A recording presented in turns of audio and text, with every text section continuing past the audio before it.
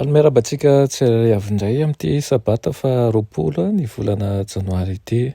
Misaotra an'Andriamanitra isika fa nitatana nandritra ny neman'iny ka tratra izao anio izao indray. Alohan'ny hidirantsika ny amin'ny mofinainan'io dia hivavaka isika. Ry Tompoandriamanitra eo mbola misaotra anao izay fa nitatanao sy nivambeninao. Nomenao izao maraina izao indray ny fahasoavanao sy ny famindramponao.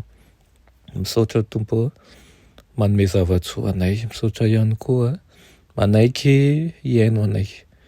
Ny tsy fahamendrehanay dia betsaka tokoa, atsahany indrindra ny hitalaoanay anao. Mba ho fotsianao tahaka ny oram-panala tokoa ny fahotahanay, izay tahaka ny jaky. Ometeza ianao hiteny manoloana anay, aminaran'i Jesosy. Amen. Lohateny mofinainantsika androany dia manao hoe fahendrena avy any ambony. Nalaina amin'ny ohabolana toko 9:112 manao hoe fa ny fahendrena dia tsara noho ny voangy ary ny zavatra irina rehetra tsy azo ampitahina aminy. Amen. Raha tsy nanendry mihitsy an'ilay azo voarara Adamasiva dia ho efa natolotr'Andriamanitra azy ny fahalalana. Dia fahalalana izay tsy toeran'ny ozon'ny fahotana fa fahalalana izay tondra fifaliana mandrakizay ho azy ireo. Ny any fahalalana azon'izy ireo vokatry ny tsy fankatsoavana dia ny fahalalana ny ota sy ny vokany. Ifatsy izay ny fahalianan'ny olona no nitarika azy hitady ny azon'ny fahalalana.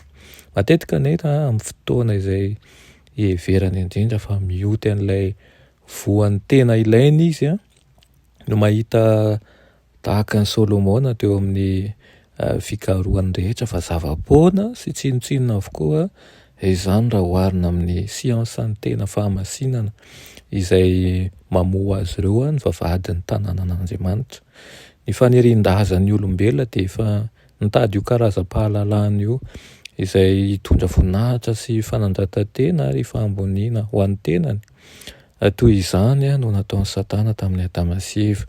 Mandra-pandikan'izy ireo ny lalàn'Andriamanitra ka nandraisan'ny fanabeazan'ilay mpampianatra lainga ary nanekeny ny fahalalana izay tsy nomen'Andriamanitra azy akory.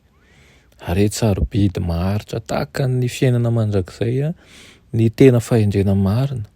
Maro amin'ireo voalaza olon-kendry eo amin'izao tontolo izao no endry araka ny tomba nataon'ny tenany ihany ary mionona amin'ny fahazahoana ny fahendrena araka izao tontolo izao izy ireo ka tsy mba miditra velively eo amin'ny zaridainan'Andriamanitra mba hafantatra an'ireo harenan'ny fahalalana voarakitra ao amin'ny teniny masina. Mihevitra ny tenany ho endry izy ka tsy mahalala ny amin'ny fahendrena izay tsy maintsy ananany rehetra mba azahoan'ny fiainana mandrakizay. Raha toa ka mahalala an'Andriamanitra sy Jesosy Kristy ny olona tsy nandihy fianarana dia hanam-pahendrena maharitra mihoatra noho ny olona izay nandrato fianarana azy kanefa manao tsinotsinona ny torolalàn'Andriamanitra.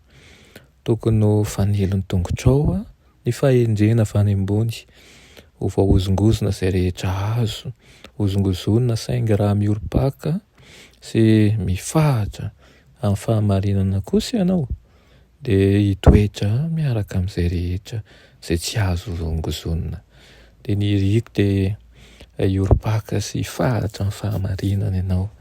Azadiny izay mba ahafahanao amin'ny toetra miaraka amin'ny Kristy mijoro mandrakariva ka tsy ho azo hozongozonina ianao satria tsara fototra.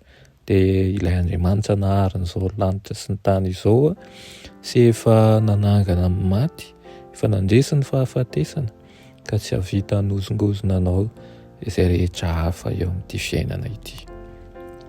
Iara hivavaka isika. Raha ny malala tsara indrindra mbola misaotra anao indray ny amin'izay teninao izay nomenao anay.